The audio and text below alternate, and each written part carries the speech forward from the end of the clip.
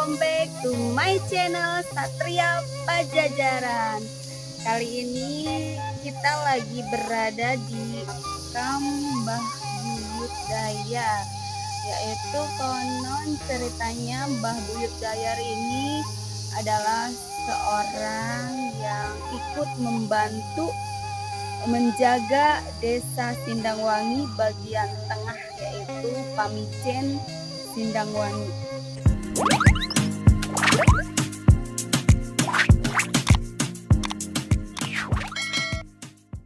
Jangan lupa like, komen, share, sama subscribe ya.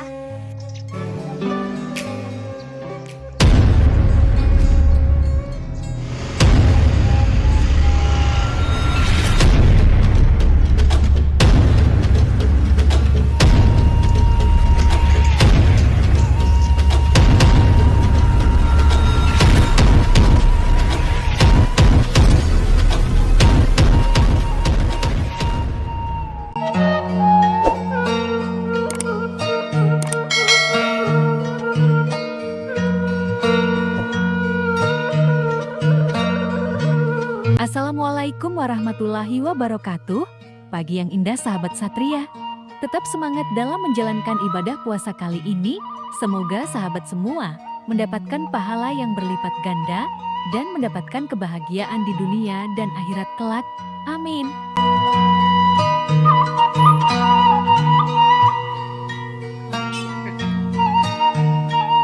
Kita berjumpa kembali di channel Satria Pajajaran. Channel yang memberikan banyak informasi yang rahasia, mengungkap fakta dan cerita yang ada. Perjalanan kali ini, kita akan melihat keindahan alam di kampung sendiri, mengungkap cerita, menelusuri jejak yang tertinggal, melihat air terjun yang tersembunyi, yang merupakan tempat mandi di masa kecil dahulu. Pastinya kangen tuh, sahabat Satria. Kali ini Kak Satria dan saya, Baby Kriwil, akan bermain mengunjungi sebuah air terjun tempat pemandian yang sudah terlupakan, sekaligus menyambangi makom keramat Buyut Dayar, sang penjaga bagian tengah desa Sindangwangi, sekaligus menceritakan asal-usulnya.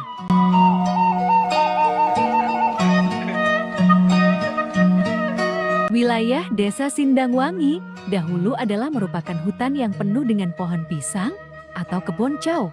Kata bahasa Sunda nama. Wilayah tersebut dijaga oleh seorang yang bernama Bapak Buyut Natawijaya.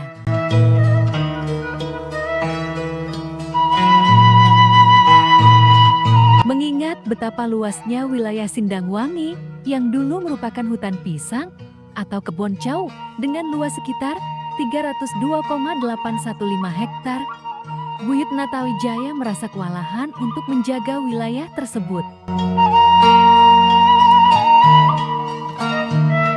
Ya, dengan wilayah yang luas itu, sudah tentu banyak orang jahat atau maling, perampok dan sejenisnya, yang pasti sering sekali menjarah daerah kebon cau tersebut.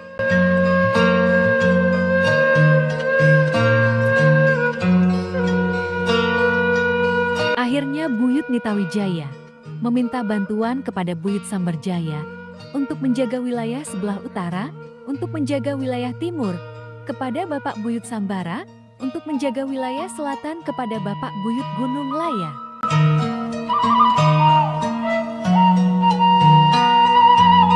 Sementara untuk menjaga wilayah barat kebon cau kepada Bapak Buyut Bandong, dan untuk menjaga wilayah tengah kepada Bapak Buyut Elsi, Bapak Buyut Rabon, Bapak Buyut Kayam, dan Bapak Buyut Dayar.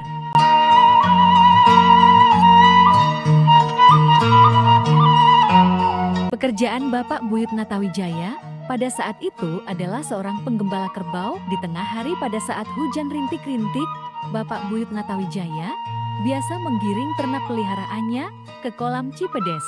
Pada saat selesai memandikan kerbaunya, ia melihat ada gadis-gadis yang sedang mandi.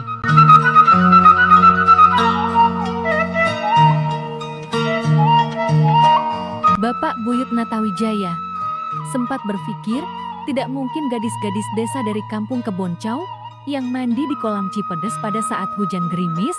Apa mungkin gadis dari kayangan turun ke bumi untuk mandi?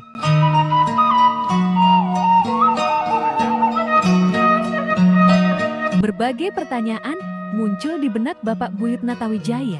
Merasa penasaran, akhirnya beliau mendekati gadis-gadis yang sedang mandi tersebut dengan mengendap-endap perlahan untuk mengintainya.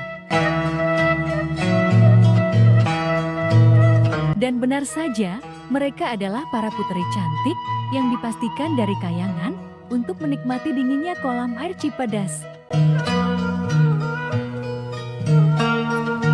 Dengan perlahan, Bapak Buyut Natawijaya berniat mencari tempat putri-putri kayangan itu menyimpan pakaiannya. Setelah menemukan tempat mereka menyimpan pakaiannya, kemudian Bapak Buyut Natawijaya mengambil satu setel pakaian putri tersebut dan disembunyikannya.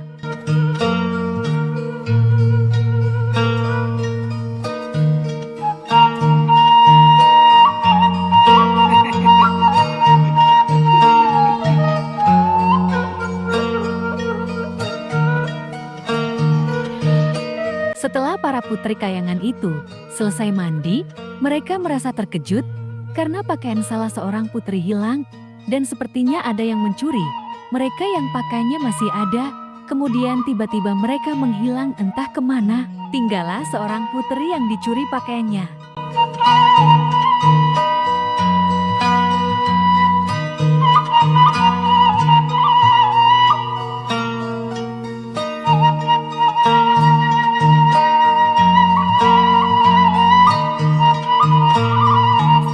Putri cantik itu tidak bisa menghilang karena pakaiannya dicuri. Sambil menangis terisak-isak, ia mengeluarkan kata-kata yang berbunyi sayembara.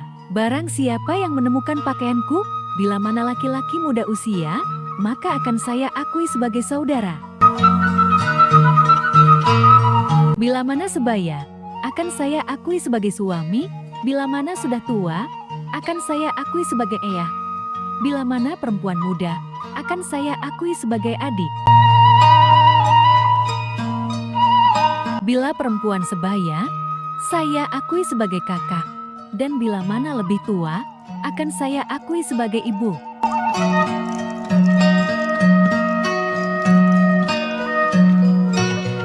Kemudian muncullah Bapak Buyut Natawijaya sambil bertanya ingin meyakinkan kata-kata putri cantik tadi. Apakah hanya terucap di mulut saja?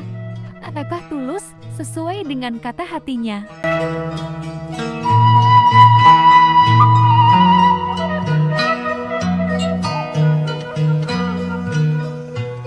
Setelah ada jawaban kepastian dari sang putri, kemudian pakaian tersebut diserahkan kembali kepada sang putri.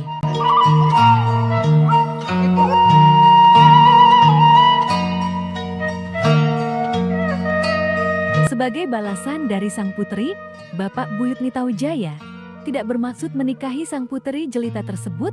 Ia hanya menyampaikan satu permintaan agar putri kayangan tersebut bersedia memberikan sebuah nama untuk wilayah Lawang Cau atau hutan pisang yang luas tersebut.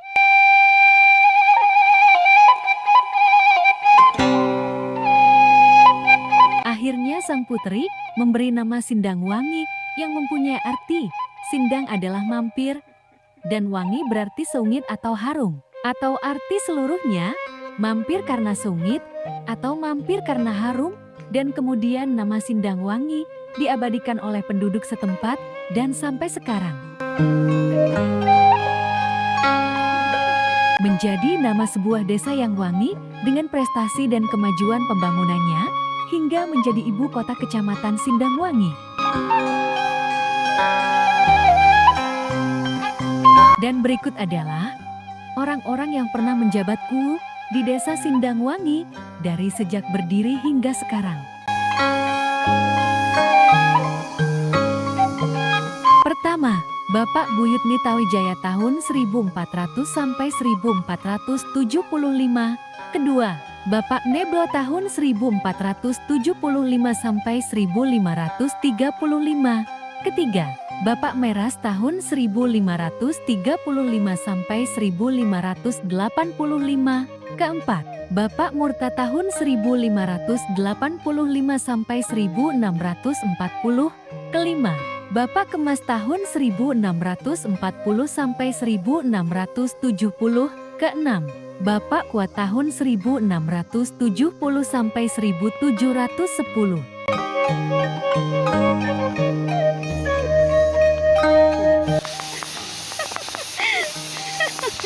Aduh, nah inilah wujud Satria Pajajaran. Itu kita lagi mau apa namanya sejarah Mbah Buyut Dayar. Itu salah satu pendiri yang membantu Sindangwangi Majalengka. Ketujuh, Bapak Kemas, tahun 1710 sampai 1725.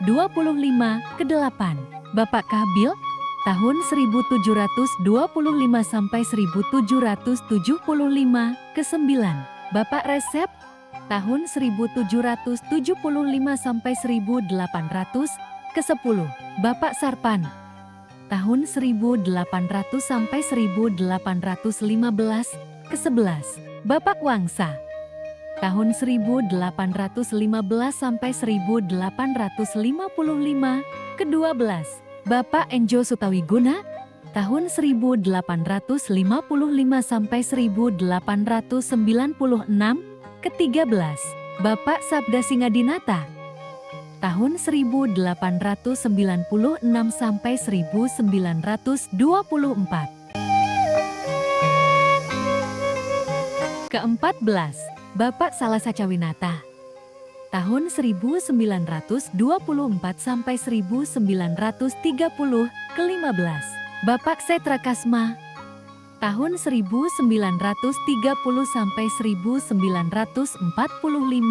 Keenam belas, Bapak Suwadi Mastar, tahun 1945 sampai 1960.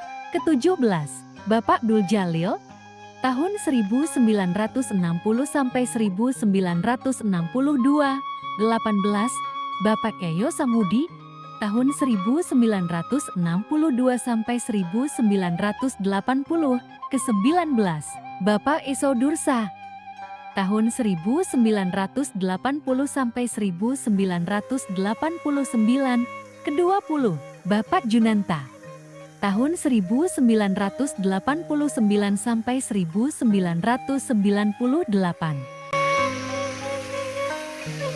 Ke-21, Bapak Iso Dursa, tahun 1998 sampai 2008. Ke-22, Bapak Tata Dinata Is, tahun 2008 sampai 2014. Dan ke-23, Dadan Ramdhani, tahun 2015 sampai saat ini. Itulah sejarah lengkap Sindangwangi, sahabat Satria.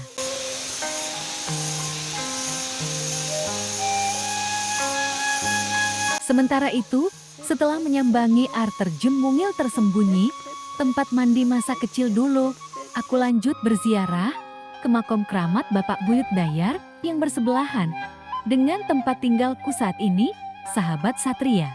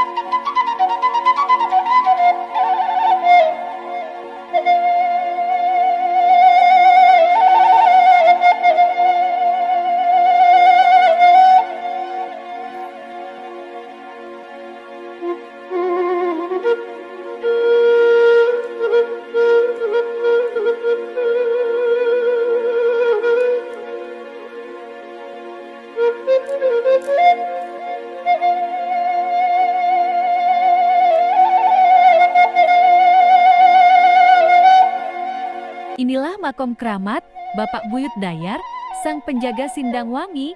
Bagian tengah, di sebelahnya terdapat sebuah makam yang sama yang diperkirakan adalah istri dari Bapak Buyut Dayar. Namun menurut pendeteksian, Kak Satria, ada terkubur pusaka-pusaka terdahulu yang dijaga oleh sosok harimau gaib.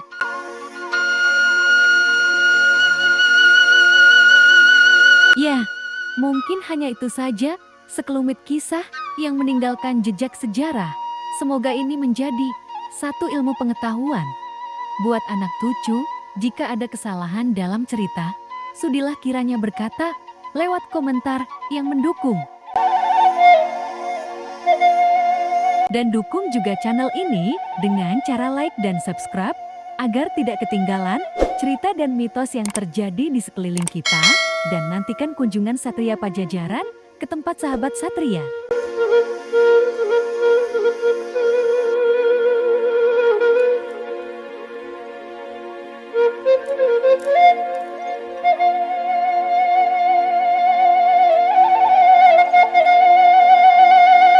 Next wisata lainnya.